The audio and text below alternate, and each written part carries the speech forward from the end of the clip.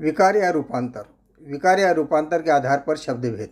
विकार का अर्थ व्यवहार की दृष्टि से शब्दों में जो परिवर्तन होता है उसे विकार या रूपांतर कहते हैं। जैसे कल मैं जब घर पहुंचा तो मुझे मिलने के लिए मेरे चाचा जी हमारे घर आए।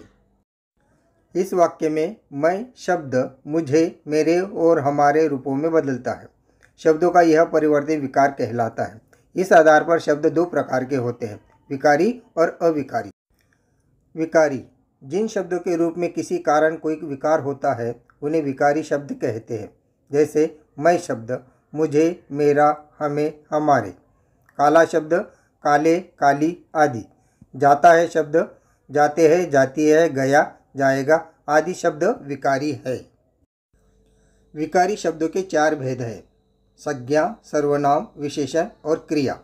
1. संज्ञा।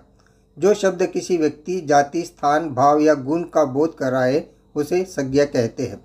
जैसे राम, किसान, कलकत्ता, दास्ता, सज्जनता आदि।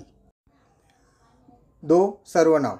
किसी संज्ञा शब्द को बार बार न कहकर उसके स्थान पर जो शब्द लगाया जाता है उसे सर्वनाम कहते हैं। जैसे मोहन अच्छा लड़का है, वह मेरा मित्र है, मैं उसके पिता को भी जानता हूँ। इस वाक्य में मोहन के बदले आने वाले वह और उसके शब्द सर्वनाम है। 3. विशेषण। जो शब्द किसी संज्ञा या सर्वनाम की विशेषता प्रकट करता है उसे विशेषण कहते हैं।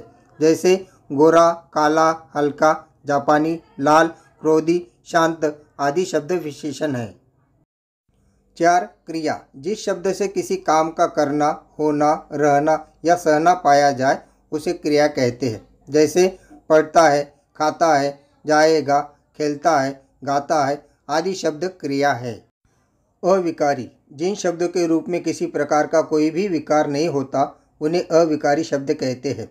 जैसे नहीं, ऐसा, कैसे, वहाँ, साथ आदि अविकारी शब्द है।